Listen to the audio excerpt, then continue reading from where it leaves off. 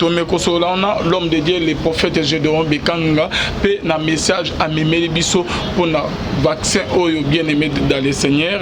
Il y a coronavirus, Toyoka la bouche autorisée, le prophète Gédéon Bekanga, Tomé Kempe au Kota Mozindo, shalom l'homme de Dieu. Shalom Papa Alvin, avant au Banda, non d'abord au Sénat Bandekonion, surtout partout dans le monde. D'abord je vous salue au nom de Jésus et bonne année Nabino, Pé Ami Balé Nalobi, beau esquiser Naï, par rapport à l'émission où il qui se comporta qui bon vous savez à deux fois dans des émissions vous savez tous à batumité mais ça la nini et soukaka mutunyo surtout azaki les aides déranger nini nzambe vraiment à bibebi pardonne nous nos offenses comme nous pardonnons à ceux qui nous ont offensés donc c'est-à-dire mutu alingi nzamba limbisa masumu il faut apprendre ko limbisa ka baninga c'est-à-dire soko adi ana motema ko limbisa batu yeba ke yo penzambe abandi balobi ke réaction on a émission on a prophète Gédéon Bekanga c'est comme si que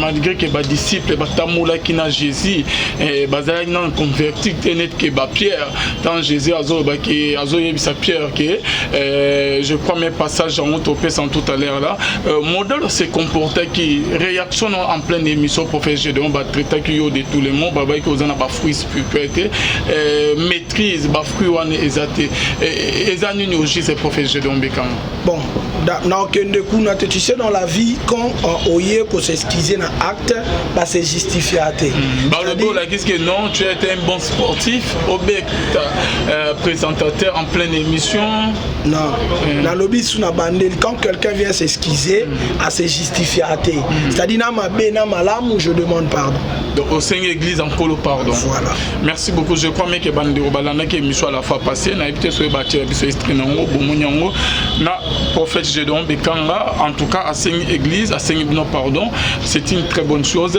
l'homme de Dieu ce qu'on tourne dans Mozindo il y a émission par rapport il y a sujet na biso ya lolo coronavirus c'est à dire déjà signe il y a fin de temps tout comme la fin du monde enlèvement au salement ou commanding ba missus bazo ba ke non bazo interpréter na bandenge belé za maladie à satan eza épidémie moro ya mystique bazo le peu contre ba vaccin bazo pe ça merana ko fondre biso selon oracle de l'Éternel.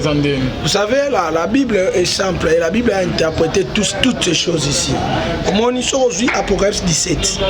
Dans Apocalypse 17, nous avons expliqué le reine des eaux. La reine des eaux abimina mai. L'air abimina mai aïe kosala alliance na ba roi de la terre. L'air basali alliance na ba roi de la terre. Au komona ke ba bandi ko sacrifier makila nini ya bassin. C'est-à-dire petit à petit tokomo kende vers l'enlèvement de l'église. C'est-à-dire voilà pourquoi le Seigneur nous a dit cette année c'est l'année de consécration. Donc mutuna mutu ami kabalishu davantage panzambe. C'est-à-dire c'est makamono tozomona il faut muna mutu épouser mutuna mutu na attachement na nzambe. Pourquoi j'ai dit ça? On remarqué que corona ils ont se manifesté plus dans mouvement ya l'esprit des eaux. Quand est-ce que ba mouvement esprit des eaux? Papa Alvin, tu sais quand ozini na mai et loko ali boso mutu asantaka na mai étouffement na respiration. Batu nyonso bakana koma ya corona c'est deux choses wana ndomoni handicap à batu.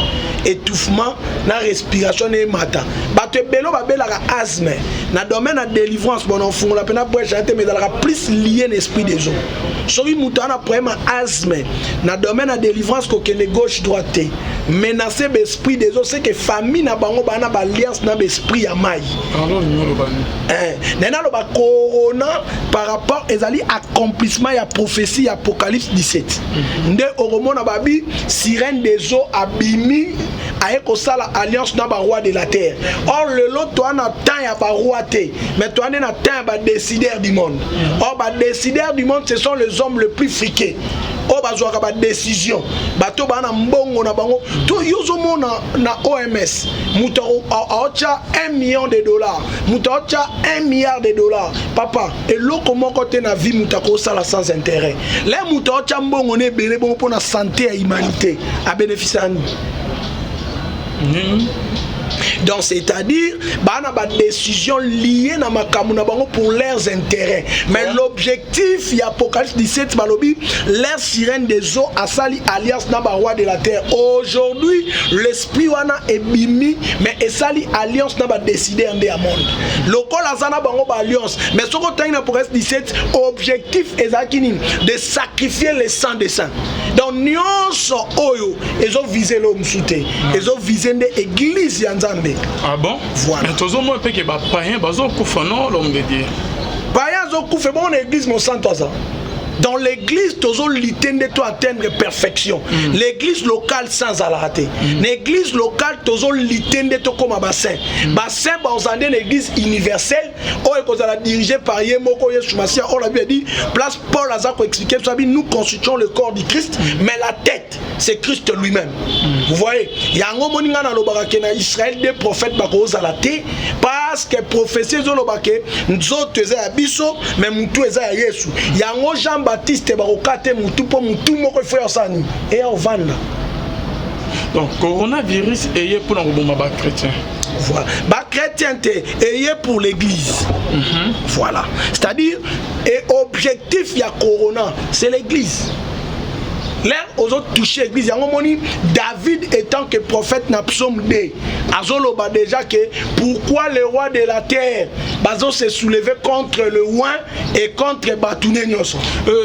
L'homme de Dieu, Bible que celui qui est en nous est plus fort de celui qui est dans le monde. Parlons Yozo que ayez pour l'église. L'église est dit corps, il y a Christ. Mais n'engeni eloko moko outi et pas Satan et qu'on vaincre biso oyo que tozali corps il y a Christ. Et vaincre bisotin et y a objectif voilà objectif et boma c'est ça non et bene bazo kufa na l'homme de Dieu et pourquoi pas que Christ soit zakati na biso mon peuple périt faute de connaissance. Voilà pourquoi la Bible dit vous connaîtrez la vérité et la vérité vous affranchira. Or pour connaître quelque chose il faut qu'on t'explique.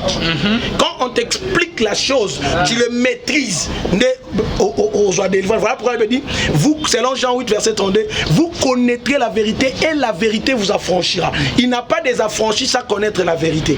Tu vois, la vérité c'est quoi? C'est par exemple par rapport à cette pandémie.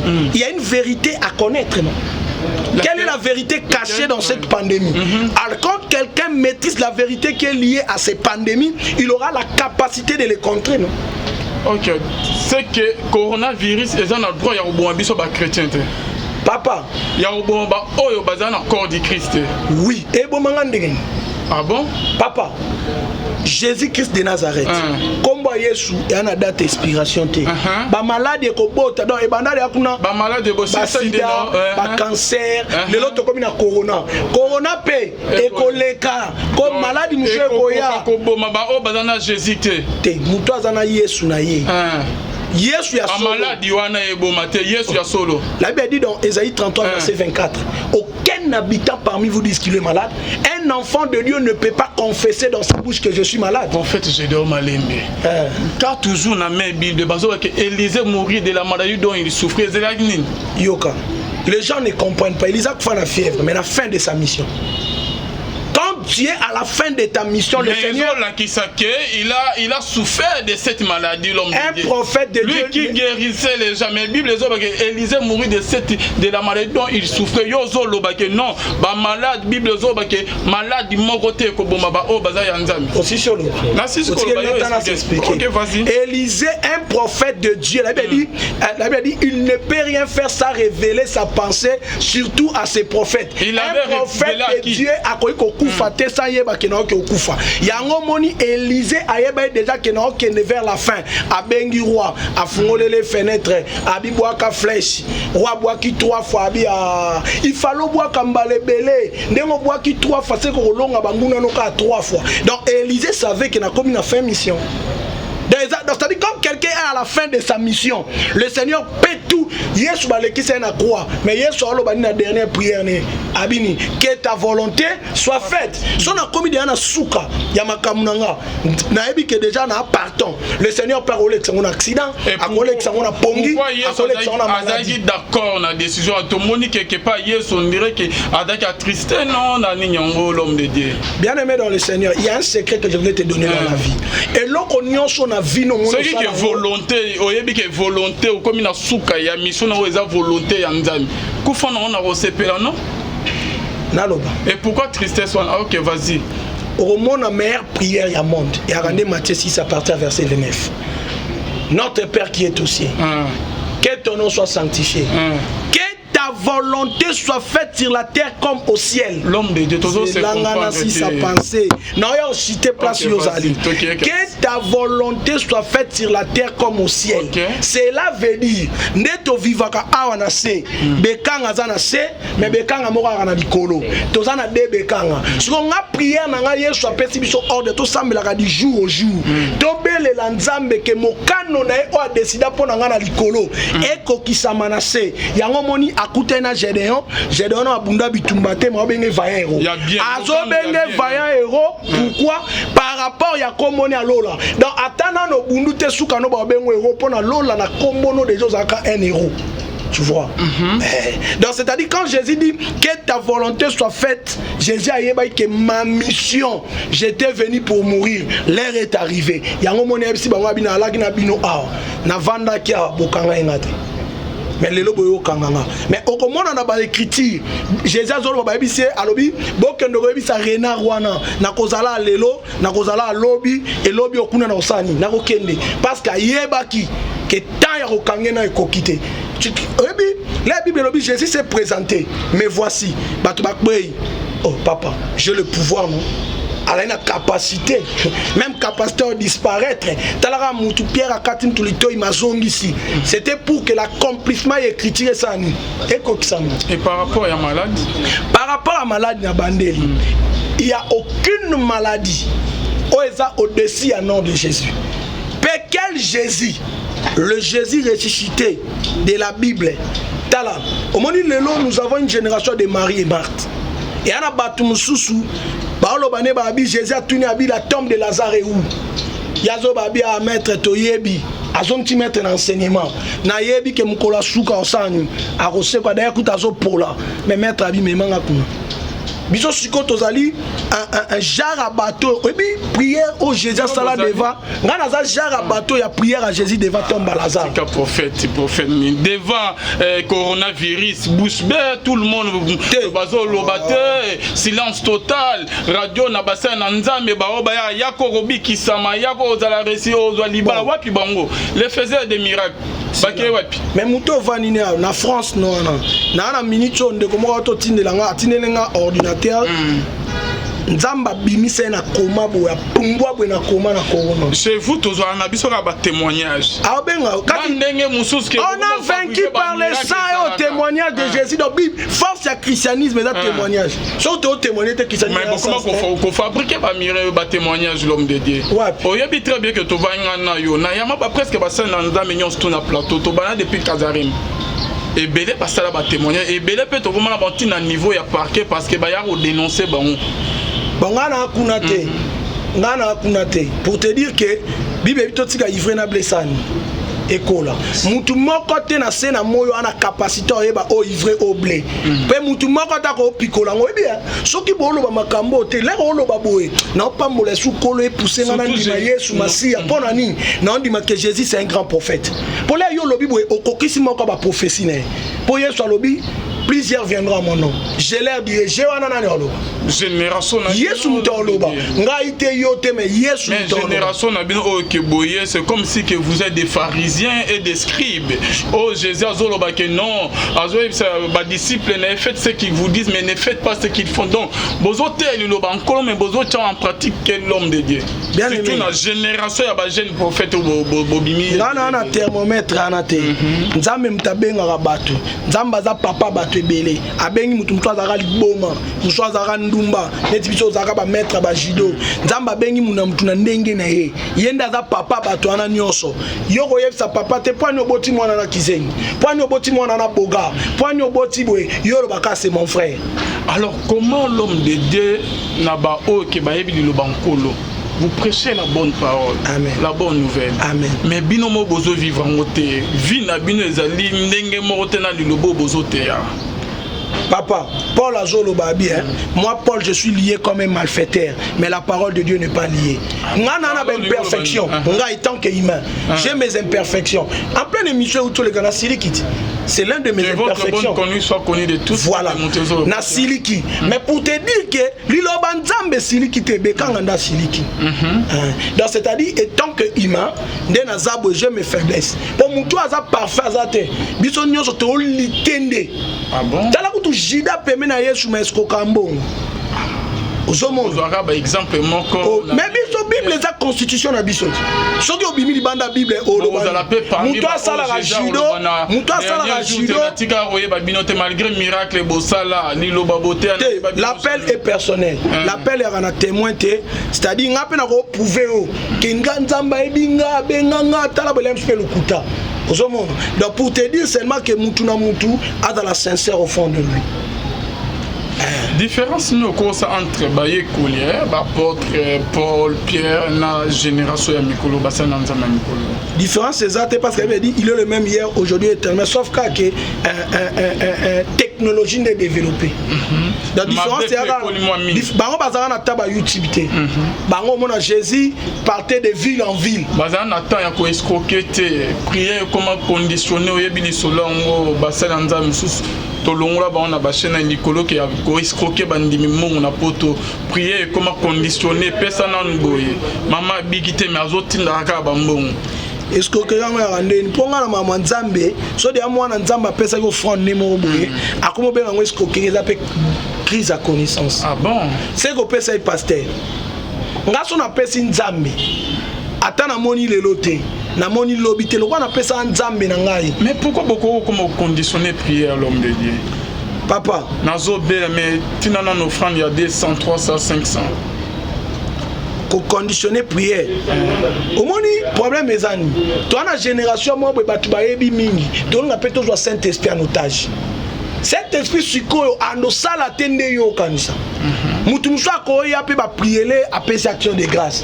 Mais musu pa yebwe banba simbe le Seigneur abi yebisa que se repentir. Musu pa yebwe nzamba abi asala sema. Papa, toi tu crois que Jephthé azo bunda bitumba en pleine bitumba accompagne tabandi au pola. Pendant qu'azo perd des combats abi Seigneur, so pesinga victoire et loko nyoso no kuta no le no zonga no pesa. Akuta nani.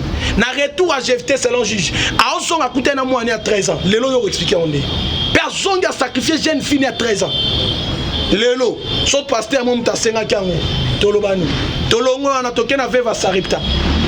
Mutana nzala olo babi na osama kamba suka na liag moi farine ngana mwana na ngato kufa. Mais prophète a donne moi. Après cela, ba résultat ya malamu bima toujours na Bible bino résultat. Le problème c'est quoi? Combien de personnes qui bazala ba victime batini 300 400 dollars atika na maladie na. Papa Alvin. Ngana olo bano boy. Moko tuna ayambiyo apeso famille 100 dollars donc atika na vie na ye kobo. Té problème ya ngwana té. Problème ezani. Est-ce que bateau peut tout ça là il faut fumula rubrique monopé. Rubrique monopé za la rani. Bateau peut bazoka ba résultat à travers nos ministères. Ba benga kopeti. Kapani mais bazate ba témoignage ezate papa. Té bazoka ndé. Omoni ba benga raté ba témoignage c'est que bozo escroquer ndé bango bazo solution na ba problème té. Batu babanga bino po nini? Po ba bike bino mutakolo ba peli kamne boye. Lobi omona o sali yango émission. Tala mama tel batu jusqu'au ba ni via discrétion. Mais c'est qui est sûr. Ce qui est sûr, quand on il y a aussi des gens qui sont bénis par ma pasteur aux Oloba. Il y a des gens qui sont guéris de sida par le pasteur. Il y a des gens qui Est-ce qu'on a eu ce exemple moko? Moko quand on a une mission peut-être au Hollande, papa moi en France. Abo takate azarana musalate. J'ai prié avec ses papas pendant 3 mois. Moi c'est Azuizemi. Azui Moussala. Azola Nanga, je peux te donner aussi son numéro. Si vous avez dit que moi c'est Aboti Tina Action de grâce à Blokanga. On a besoin de être embêté. a bloqué na tout c'est comme on a le bon nzambe te papa to tika na biso papa moni siko yango na lobi no boye et so mona pasteur moko yo se plaindre pour na mondimi moko tozaka pe ba victime makambo ebelenga na limité na mona lupango mwe sa 4 te kamate wana opio ba exemple parce que ba victime ba pasteur pe na ye pas maman na bise le Seigneur m'a convaincu tout ça 30 nuits de prière na ya na équipe na chaque jour prière to comme na 27e jour le pan était comme $450,000 nga na ebité na yo ya prière et sili na si maman na le Seigneur m'a convaincu que Camille était client mon an le pan était comme na 28e jour na yebo a fixé nga bileka papa na obenga yo nga mona vani comme ça bi dimanche makamunza maloba ina nga lupango ane fete kama mais ndeni tishiko ba obenga tena kende na kokuta lupango babuki babwa kama banga na benga mama bote na nona makambo ebele na obengo ka omoni siko omona te que quelque part pe ba musupa ko zala na lobite za bongo musupa ko koma na niveau mais Jésus yé mo mettre na biso yamba ba les prêtres dit les prêtres ba telemi boy asimba bango ta priate aibo ko sala mibe kwa Moïse na mtame mo fane na temple rapport ya coronavirus vaccin o ebimwana ozali prophète bande obalanda biso eloni nzamba lobi église le bazo benga de partout bazo vaccin to bazo te yo kolo na yo alobelioni bon moi personnellement na bin nzambete le vaccin est scientifique prophète oyo ka nzambete olo ba oyo ka nzambo sakola oui bande bazo tala biso ba force ka nzambete pe ba kosa na kombo nzambete de la malembe ka cité l'homme de Dieu bazo landa biso amen omo na momakala problème ce qui ezalaki to moni roi Saoul akei bakutani na Samuel pona ba ayebise sika ke nyama na ya akei to mona ba exemple tikotaki ya onde ba ndeko ba na posi ya orientation ba directive ya nkolo bazo vaccin to bazo vaccin te pona coronavirus d'abord elo al bosse funa bomta il faut ba dispensation Samuel azaka prophète des nations biso to ba prophète de l'église c'est bon lokola Dieu nous a établi pour l'édification des saints église voilà l'église locale les a menacés na lobiango depuis na début émission le Seigneur nous a dit église vaccin yo kama kamana on va tikela tana s'expliquer direct le Seigneur nous a dit c'est l'année de consécration qu'on se consacrer exact attachement à Dieu donc moko à se repentir à s'attacher na Nzambe pendant ce moment donc makambo nyonso tout le Seigneur l'a permis ezali eloko sikate parce qu'il a dit il y a rien de nouveau sous le soleil c'est-à-dire ezali accomplissement ya prophétie à Daniel tangu Daniel azolo bana tangu asuka mutu maele kosani ekomata maele mati mutu akomosa biloko pa boma baninga ne ba c'est l'équipe ko maele ki bonzambe telo ni ko nzamba lobi eloko nzamba ba c'est ça clair donc s'attacher na nzambe pour l'église eza air ya horloge donc comprendre que il faut s'attacher au Seigneur. Nous avançons, ce sont des signes. L'église est un musicaté dans l'enlèvement. Voilà. Prophète Gédéon, pour répondre à la question, Naina Lobabou, Nabandeliti, vaccin c'est scientifique. Et c'est l'homme qui a sali pour maïle na bango a développé, mais et ça la manaïda qu'on nous baninga. Ce qu'on peut que si la yo lobi que outil na ba au principe par exemple ba sirène bani esprit des osco que pona que et si là bazo vaccin to ba ko ta prière. Parce que ma prière ba banyan déjà et belé makamunyo so e comme lelo bibele lobiamo. Et là qu'on a fait la conviction motema noté c'est un péché. Oh amoni qui a cause oiseau. Oh pas bi que ngana cause oité azoité. Tout dépend de la conviction oyozana ngonelo. Enfin ba na poso ba yo ka nzambe ya onde na benso na émission na ebike yo ka nzambe ne yo sakola parce que bango ba na posa directive ya nzambe ba sala ni l'église olobike euti na lobi corona. C'est la puissance des esprits des eaux, c'est l'Apocalypse 17. Il faut combattre l'église. Voilà. Vaccin ce que bimana ka ba millionnaire ba espèce bangonde ba pèse pour na ke vaccin ya. Tout le monde place à Zali, directive claire, ils allaient absorber. Tous absorber. Le vaccin est détruit, banto peut détruire banto. Papa Alvin, il y a un absolument. Bah quoi il faut imposer le loco. Mais il n'y a rien de nouveau sous le soleil. Mais chaque Shadrach Abednego, mais imposa une adoration. Par là que Baboya n'a pas un vaccin. Nabi fouille parce que Makamweza a Makamanzambe et à la instruction te. Mamanzambe a Makamwa foua. Te bazwa te. Oya moni na foua na ye fa joie. Opa moni na foua ne fa boya. Ce qu'on nzamba lobini. Ah, nzamba lobini. C'est un signe où ils ont annoncé tout s'attacher ma casse nanza mais tant oignon surtout de prier sur psaume 2. 1 à 5. C'est une équation, papa. Mais il y a une solution. Babiso a moyen de voyager sur ces athées. Mon nez n'a à Bruxelles. Nez n'a à Paris. Cette fois-ci, pour qu'il y ait des ressources, on est obligé qu'il y ait un vaccin. Parce que yo aux prophètes, il y a un Nzambi. Tony to iba volonté Nzambi, tozo te. C'est là non. Alors, on a fait prier ou comment? Non, non, mais tu me comprends. Ça, l'esprit, on comprend. Vraiment. Tant que mon Élysée, a bien bâti musique, a yo qui colo, mato et fou, amio pétam sous mato et coffre. Là, il y a un prophète établi pour l'église de Dieu. Ok. Mais ça, c'est orientation. Pour l'église, nazo répété. Mais écoutez, on a posé à vie na hôtel. On a posé ndambo sakola na église à loba na yo oyebisa. Nzambe na lobby. À lobby te. Soit lobby na loba. Ah bon? Nzambe loba en tout moment te. À tout moment. Yo loba pour moi nzambe. Tu as molimo. Ngande na yambio. Ah moni siko. Yango moni bino comme ça prophète Lukuta. Na sakola na motivation, on peut prophétiser seulement si on a écouté. Le roi n'a yo quitté. Il faut y dans la prophétie, il y a ce qu'on appelle la déclaration prophétique. L'ainsi dit le prophète aussi. Et surtout que plus loin, même diable n'est pas le bara. Pour l'air Akab, azo salamabe, Zambalobi qui peut séduire Akab. Satan y a bingan en côte, ça explique un mensonge de ma prophète. Parce que tout n'angani. Toujours quand la même Bible. Yes na moment moi lobby azot na ba porte mais ba disciple nini mokile lo ba pona nga qui suis-je ba mo ba mokile lo ba boy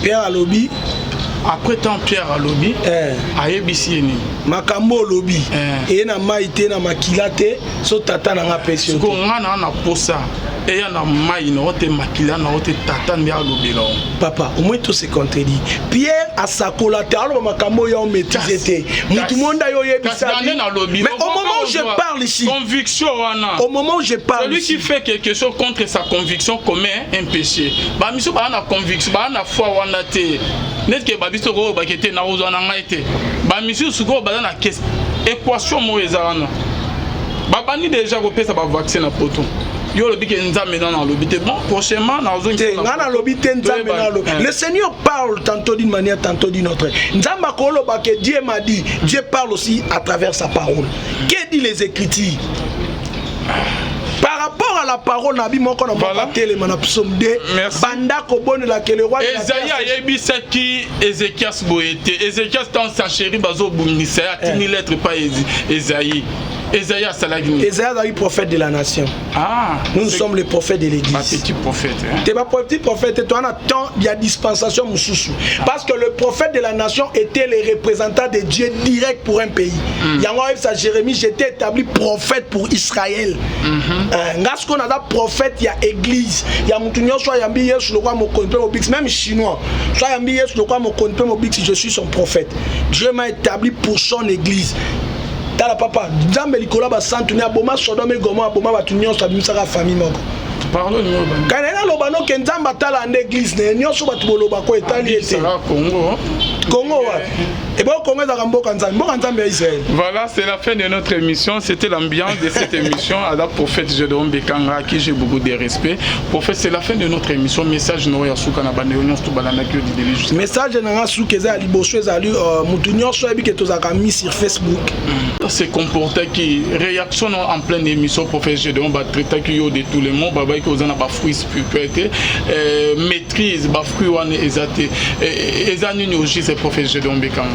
bon tu sais dans la vie quand on y est s'excuser dans acte bah c'est justifié à tes qu'est-ce que non tu es un bon sportif présentateur en pleine émission non dans lobby sous la bandelle quand quelqu'un vient s'excuser à se justifier à tes c'est-à-dire na mabe na malamu je demande pardon donc au sein église en colo pardon voilà merci beaucoup je crois que bande obalana que émission à la fois passée na évité sur bâtir biso estrinango bomunyango na prophète Gédéon Bekanga en tout cas à Seigne église à Seigne pardon c'est une très bonne chose l'homme de Dieu ko to ko na mozindo il y a émission par rapport il y a sujet na biso ya lolo coronavirus c'est-à-dire déjà signe il y a fin de temps to comme la fin du monde enlève mes au seulement au commanding ba misus bazo ba ke non bazo interpréter na bandenge belé za maladie à Satan et za épidémie moro ya mystique bazo le BAP contre ba vaccin bazo pe ça me rend ko fond le biso selon oracle de l'Éternel. Vous savez, la Bible est simple et la Bible a interprété toutes ces choses ici. Comme on y sort aujourd'hui, Apocalypse 17. Dans Apocalypse 17, nous allons expliquer le reine des eaux. La reine des eaux Abimina Maï. L'air Abimina Maï a yé kosala alliance na ba roi de la terre. L'air basali alliance na ba roi de la terre. Okomona ke babandi ko sacrifier makila nini ya bassin. C'est-à-dire petit à petit tokomo kende vers l'enlèvement de l'église. C'est-à-dire voilà pourquoi le Seigneur nous a dit cette année c'est l'année de consécration. Donc mutuna mutu ami kabalishu davantage panzambe. C'est-à-dire c'est makamonos tozomona il faut muna mutu épouser mutuna mutu na attachement na Nzambe. Pourquoi j'ai dit ça? On remarqué que corona ils ont se manifesté plus dans mouvement ya l'esprit des eaux. Quand est-ce que un mouvement esprit des eaux? Papa Alvin, tu sais quand aux Unis na mai et là quand il bosso mutu à Santara na mai étouffement la respiration. Batu nyonso bakana comment ya corona c'est deux choses wana ndomoni handicap à batu. Étouffement na respiration et mata. Batu belo babela asthme. Na domaine de délivrance bon on fond la pena pour chanter mais dans la plus lié l'esprit des eaux. Soki mutu ana problème asthme na domaine de délivrance ko kene gauche droite. Menacer l'esprit des eaux c'est que famille na bango bana ba alliance na l'esprit ya mai. Alors numéro bani. Nena lo ba corona par rapport ezali accomplissement ya prophétie Apocalypse 17. Nde oromona babi sirène des eaux abimi aeko sala alliance na ba roi de la terre. Or le lot toi na temps ya ba roi té, mais toi na temps ba décideur du monde. Or ba décideur du monde ce sont les hommes les plus friqués. Or ba zwa ba décision. Bato ba na mbongo na bango. To yozomo na OMS. Muto aocha $1 million. Muto aocha $1 milliard. Papa, et loko moko te na vie mutako sala sans intérêt. Les muto aocha mbongo ne belé bon pour la santé et humanité à bénéfice à nous. Donc c'est-à-dire bah na ba décision liée na makamuna bango pour leurs intérêts. Mais l'objectif y Apocalypse 17 balobi l'air sirène des eaux a sali alliance na ba roi de la terre. Aujourd'hui l'esprit wana est bimi mais et sali alliance na ba décider en des monde. Lokol azana bango ba alliance mais ce qu'on tient na Apocalypse 17 objectif ezakini de sacrifier le sang des saints. Donc nyonso oyo ezo viser l'homme souté. Ezo viser des églises ya Nzambe. Ah bon? Voilà. Mais tous au moins que bah païen bazo koufano l'homme de Dieu. Païen zo koufé bon église mon sang toi ça. Dans l'église, toujours l'itende to atteindre perfection. L'église locale sans à la rater. L'église locale, toujours l'itende to comme un bassin. Bassin, on a une église universelle. On est dirigé par Yemoko Yeshumasia. On l'a dit, place Paul Azako expliqué, nous constituons le corps du Christ, mais la tête, c'est Christ lui-même. Vous voyez, il y a un moment où Israël des prophètes bakos à la tête, parce que prophétie zolobake, nzoto eza abiso, mais mutu eza Yesu. Il y a un Jean Baptiste barokate mutu po mutu moko frère sani et au vanda. Donc coronavirus est pour nos chrétiens. Voilà. Bah chrétien est pour l'église. Voilà. C'est-à-dire et objectif il y a corona, c'est l'église. l'air aux autres touché l'église. Il y a un moment David étant que prophète n'a psaume 2. Azoloba déjà que pourquoi le roi de la terre Bazo se soulevait contre le roi et contre Batouné Nyoso. L'homme de Dieu, Bible de Pézoloba, que celui qui est en nous est plus fort de celui qui est dans le monde.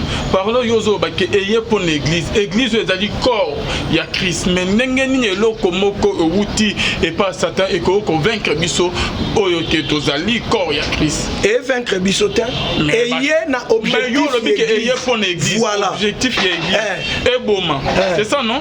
Et bien bazo kufa na l'homme de Dieu. Et pourquoi pas que Christ soit zakati na biso? Mon peuple périt faute de connaissance. Voilà pourquoi la Bible dit vous connaîtrez la vérité et la vérité vous affranchira. Or pour connaître quelque chose, il faut qu'on t'explique. Quand on t'explique la chose, tu le maîtrises. Voilà pourquoi la Bible dit vous, selon Jean 8 verset 32, vous connaîtrez la vérité et la vérité vous affranchira. Il n'a pas des affranchis sans connaître la vérité. Tu vois, la vérité c'est quoi? C'est par exemple par rapport à cette pandémie. Il y a une vérité à connaître, non? Quelle est la vérité cachée dans cette pandémie? Alors quand quelqu'un maîtrise la vérité qui est liée à ces pandémies, il aura la capacité de les contrer, non? Ok, c'est que coronavirus est un droit à un biso ba chrétien. Papa, il y a un bon ba oyo bazana corps du Christ. Oui, et bon mangandegen. Ah bon? Papa, Jésus-Christ de Nazareth. Comme Yesu, il y a une date d'expiration. Ba malade ko bota donc e bandale akuna ba malade bo sida, ba cancer, le lot comme na corona. Corona pe e koleka comme malade monsieur koya. Ko boma ba o bazana Jésus te. Muto azana Yesu na ye. Yesu ya solo. Malade wana e boma te Yesu ya solo. La Bible dit dans Ésaïe 33 verset 24. Aucun habitant parmi vous dit qu'il est malade. Un enfant de Dieu ne peut pas confesser dans sa bouche que je suis malade. En fait, je dois m'aller. Car toujours dans la Bible de Bazo que Élisée mourit de la maladie dont il souffrait. Yoka. Les gens ne comprennent pas. Élisée a fait la fièvre, mais la fin de sa mission. Quand tu es à la fin de ta mission, le Seigneur, il a souffert de cette maladie, l'homme de Dieu. Un prophète de Dieu. Lui qui guérissait les gens. Mais la Bible dit Élisée mourit de la maladie dont il souffrait. Yozo lobake non, ba malade Bible zobake malade mon côté ko bomba ba o baza yanzami. Aussi sur le. Là c'est ce qu'on va expliquer. OK, vas-y. Élisée, un prophète de Dieu, la Bible dit il ne peut rien faire sans révéler sa pensée surtout à ses prophètes. Un prophète de Dieu a koyi ko kufa te sa yeba ke na ko kufa. Yango moni Élisée ayeba déjà que na ko vers la fin. A bengi roi, a fungolé les fenêtres, a bi boaka flèche. Roi boaki 3 fois abi a il fallait boire kambale belé. Ndengo boaki 3 fois c'est ko longa banguna no ka 3 fois. Donc Élisée savait qu'il a commis une fin mission. C'est-à-dire quand quelqu'un est à la fin de sa mission, le Seigneur peut tout. Yesu baleki c'est na croix, mais Yesu alo bani na dernière prière ne abini que ta volonté soit faite. Son a commis na souka ya makamunanga.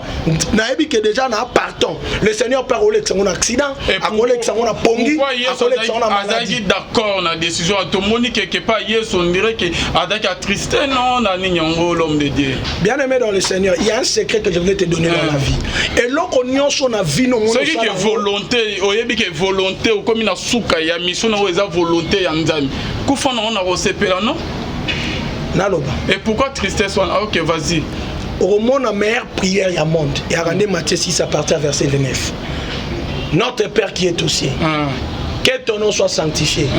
Que ta volonté soit faite sur la terre comme au ciel. L'homme de Dieu, c'est l'angana si sa pensée. Non, il y a aussi tes places aux alliés. Que ta volonté soit faite sur la terre comme au ciel. Cela veut dire, neto vivaka awana se, bekanga zana se, mais bekanga mora na likolo. Tozana de bekanga. Si on a prière nanga Yesu apesi biso ordre to sambelaka du jour au jour. Tobele la nzambe ke mokano na e o décida pona nga na likolo. Eko kisamana se. Yango moni akutena Gédéon na abunda bitumba te ma benge vaillant héros. Azo benge vaillant héros pourquoi par rapport ya komoni a lola. Donc atana no bundu te suka no ba bengo héros pona lola na kombono des choses aka un héros. Tu vois.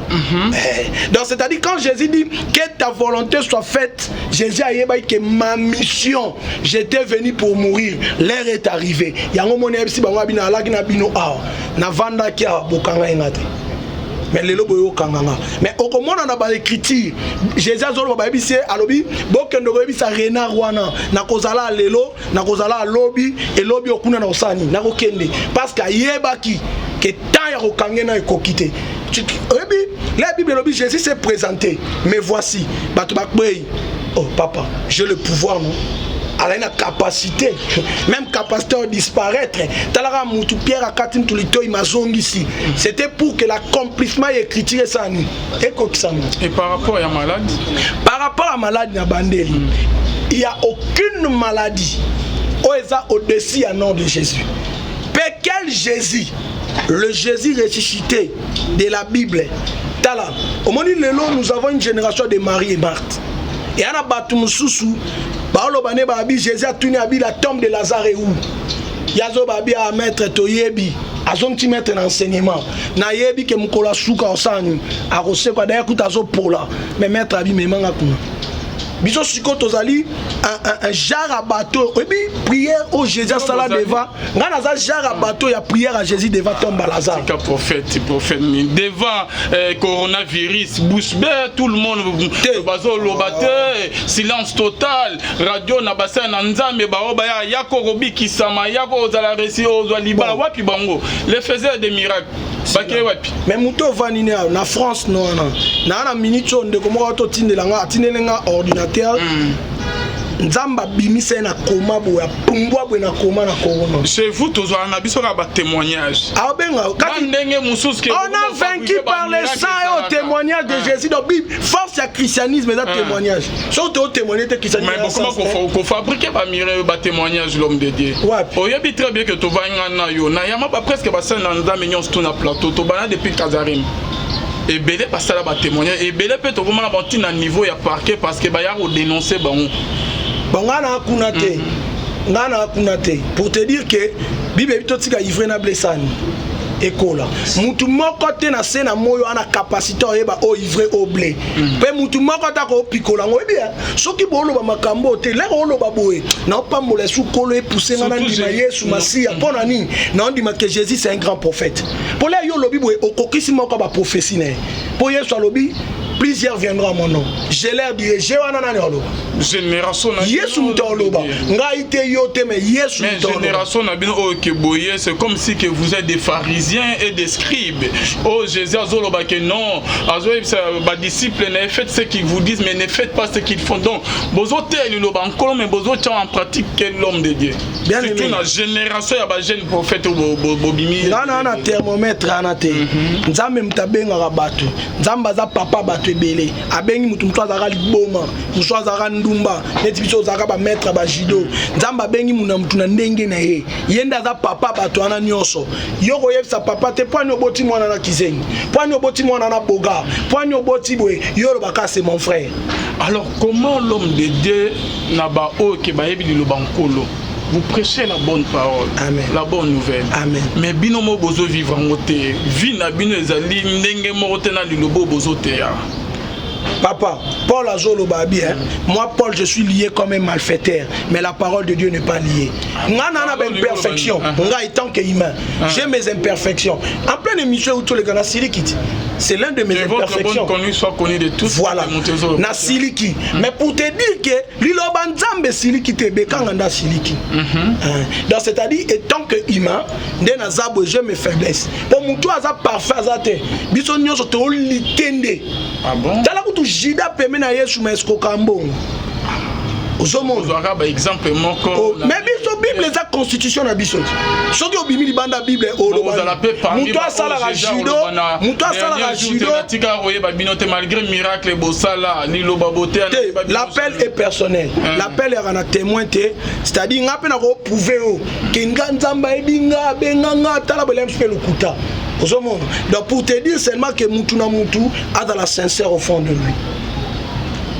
différence nous cause entre baye collier apôtre Paul Pierre na génération ya mikolo basa na nzamba mikolo différence c'est ça parce qu'il dit il est le même hier aujourd'hui éternel sauf que technologie n'est développée la différence c'est bango bazana na taba YouTube té bango mona Jésus partait de ville en ville bazana na temps ya ko escroquer té prier comment conditionner oyebi lisolo ngo basa na nzamba mususu tolongola ba on a ba chaîne likolo ki ko escroquer bandimi mongo na poto prier comment conditionner pesa na ngoye mama bigité mais azotinda ka ba mbongo escroquer yango ya ndeni ponga na mama nzambe so de amwana nzamba pesa ko front numéro boye akomo benga ngo escroquer eza pe crise à connaissance. Ah bon? C'est que pesa est pasteur. Ngaso na pesi nzambe. Ata na moni le loté. Na moni lobité lo na pesa nzambe na ngai. Mais pourquoi beaucoup comment conditionner prière l'homme de Dieu? Papa, nazo be mais tinana nos offrande il y a 200, 300, 500. Ko conditionner prière. Au moni problème ezani. Toi na génération mo be batu ba yebi mingi. Donc na peut toujours Saint-Esprit en otage. Cet esprit sikoyo ando sala tende yo kanisa. Mutu musu akoya pe ba prier apé action de grâce. Mais musu pa yebwe ban ba simbe le Seigneur abi yebisa que se repentir. Musu pa yebwe nzamba bi asala sema. Papa, toi tu crois que Jephthé azo bunda bitumba en pleine bitumba accompagne ta bandi au pola. Pendant qu'azo perd des combats abi Seigneur, so pesinga victoire et loko nyoso no kuta na ngole no zonga no pesa. Akuta nani. Na retour à Jephthé selon juge. A zonga kuta na moi à 13 ans. Lelo yo expliquer on dit. Personne qui a sacrifié jeune fille à 13 ans. Lelo, saute pasteur mon ta 5 ans. Tolobani. Tolongo na toke na veva saripta. Mutana nzala olo babi na osama kamba suka na liag moi farino ngana mwana na ngato kufa. Mais prophète David donne moi. Après cela, ba résultat ya malamu bima toujours na Bible bino résultat. Le problème c'est quoi? C'est que les personnes qui bazala ba victime batini 300 400 dollars atika na maladie na. Papa Alvin. Ngana olo bano boy. Moko atuna aya lui appelle so famille 100 dollars. Donc atika na vie na ye ekobo. Té, problème ya ngwana té. Problème ezani. Est-ce que bateau peut tout ça là il faut faire la rubrique monopé. Rubrique monopé ça la ni. Bateau peut bazoka ba résultat à travers nos ministères. Ba ben na compétit. Mais bazate, ba témoignage ezate papa. Té bazorande. Omoni ba ben na raté ba témoignage c'est que bozo escroquer ne bango bazo solution na ba problème té. Ba tu ba banga bino po nini? Po ba bike bino mutakolo ba peli kamne boye. Lobi omona o sala ngo émission. Tala mama tel ba tout ko ba ni via discrétion. Mais c'est qui est sûr. Ce qui est sûr, quand on il y a aussi des gens qui sont bénis par ma pasteur aux Oloba. Il y a des gens qui sont guéris de sida par le pasteur. Il y a des gens baboti. Là ce qu'on a eu ce exemple moko. Moko quand on a mission peut-être en Hollande, papa moi en France. Abo takate azarana musalate. J'ai prié avec ce papa pendant 3 mois. Moi c'est Azuizemi. Azui Moussala. Azola Nanga, je peux te donner aussi son numéro. Si vous avez moi c'est à Botiti Nature de grâce à Blokanga. On a besoin de être à bloquant. C'est quand on a le bon entendé papa tout biso papa. Monisiko. C'est quand on a lobby et ce qu'on a pasteur moyo se plaindre pour mon numéro. Tous arapi ba victime makambe belenga kana limité na mona lupang moi ça 4 té kamate. Wana opio exemple parce que ba victime ba pasteur pe. Na ye pas maman na bi c'est le Seigneur m'a convaincu tout ça 30 nuits de prière. Na ya une équipe na chaque jour prière to comme na 27e jour. Le pan était comme 450 000 $. Ngana ebité na oya prière et sili na si maman na le Seigneur m'a convaincu que Camille était client mon ndone le pan était comme na 28e jour na yebo a fixé nga bileka papa na obenga yo ngamo na vani comme ça bi dimanche makamuzamba lobai na nga lupango ne fete kama mais ndi ntiko ba obenga tena kende na kokuta lupango babuki babwa kama banga na benga mama bote na nona makambo ebele na obengo ka omoni si omona te que quelque part pe ba musupa ko zala na lobité za bongo musupa ko koma na niveau mais Jésus y me remettre na biso yamba ba les prêtres dit les prêtres ba telemi boy asimba bango ta priate aibo ko sala mibe kwa Moïse na mtame mo fane na temple rapport ya coronavirus vaccin o ebimwana ozali prophète bande obalanda biso eloni nzamba lobi église et bazo ben a des partout bazo vaccin to bazo te yo kolo na yo alobelioni. Bon moi personnellement na bin nzambete.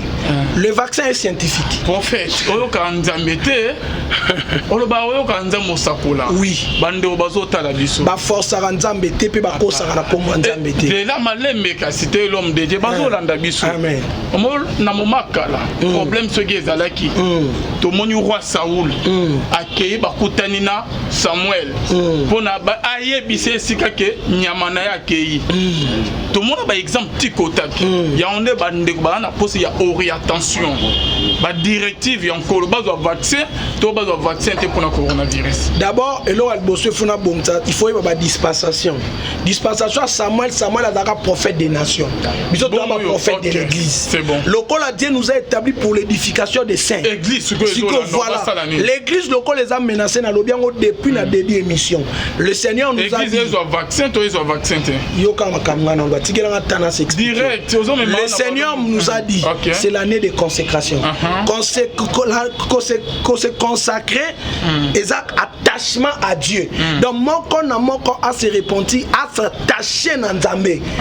Pendant ce moment donc makambo surtout le Seigneur l'a permis ezali eloko asikate parce qu'il a dit il y a rien de nouveau sous le soleil. C'est-à-dire ezali accomplissement ya prophétie à Daniel.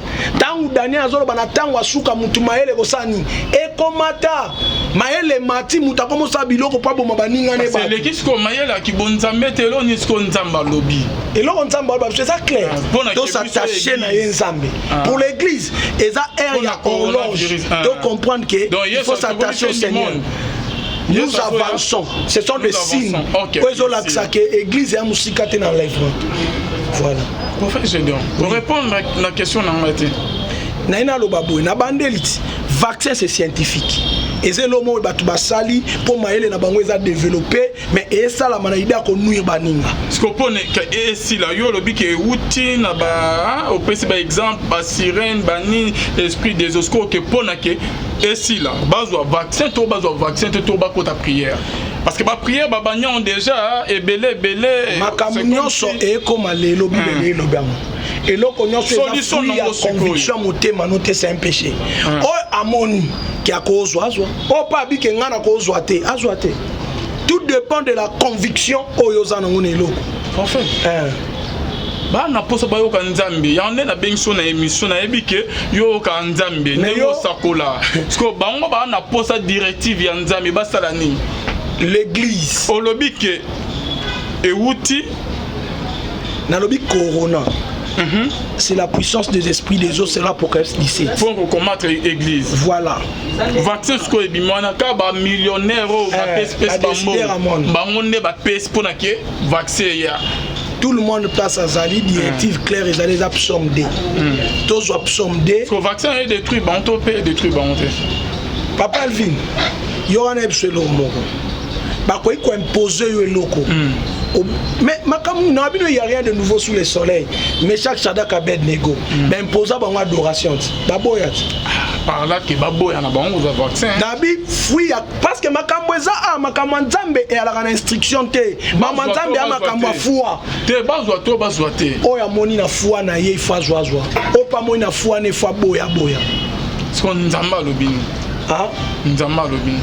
C'est un signe où ils ont annoncé tout s'attacher ma casse dans nzambe mais tant oignon surtout to prier si psaume 1 à 5. Si tu as une équation, papa. Mais il y a une solution. Si tu as moyen de voyager sur ces athées, mon nez à Bruxelles, des à Paris.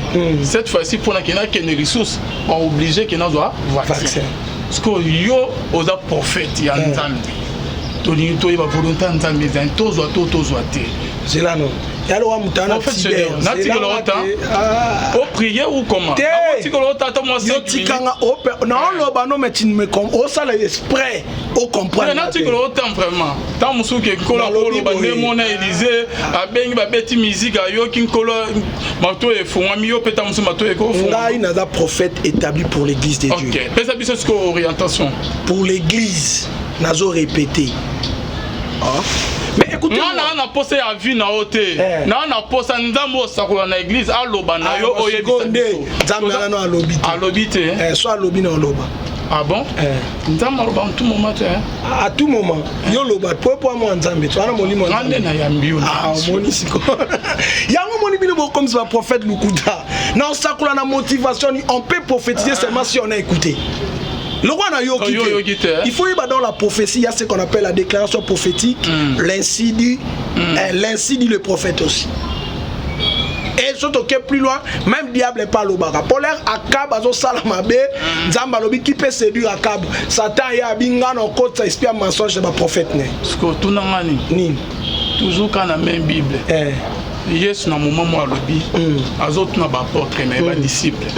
Nini mokile lo ba po nanga. Qui suis-je? Qui suis-je? Bango ba mokile lo ba boy. Pierre Alobi.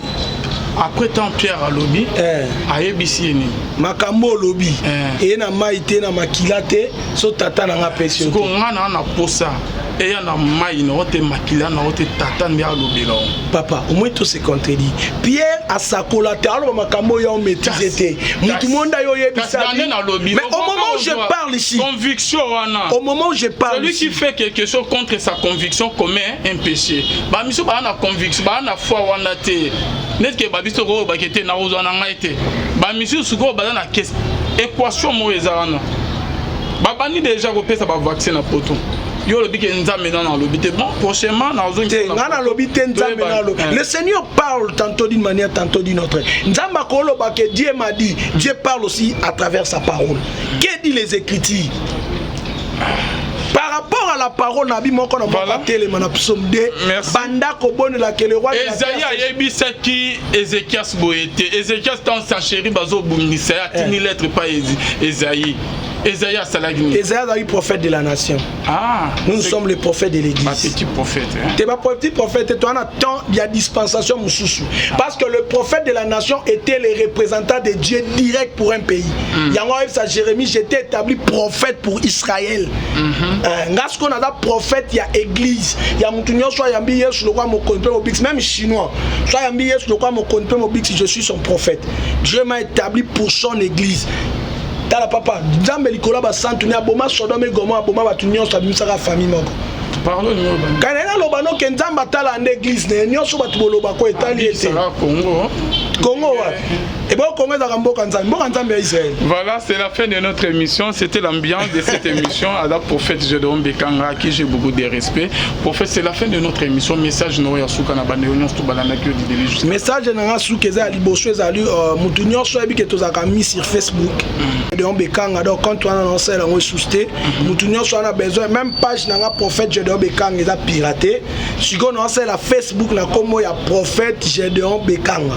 Soko beti Facebook ane ko bimasela nga demande d'amis et na ko répondre nzambe na nga apambola bino mais eloko na ko loba na ba chrétien partout dans le monde eza na consécration tomi kanga lisu na nzambe parce qu'il y a déjà des signes où ezo la que l'enlèvement n'est pas loin mutu na mutu amizong ça passe attaché na nzambe songo kota contact na biso benga nga na numéro na nga oyo ba komi wana plus 243 89 69 71 785 peu importe problème aux gens on n'hésite pas de nous appeler et le Dieu de la Bible va manifester sa grâce dans ta vie. Merci d'être venu. Bonzambe na bonzambe Lola.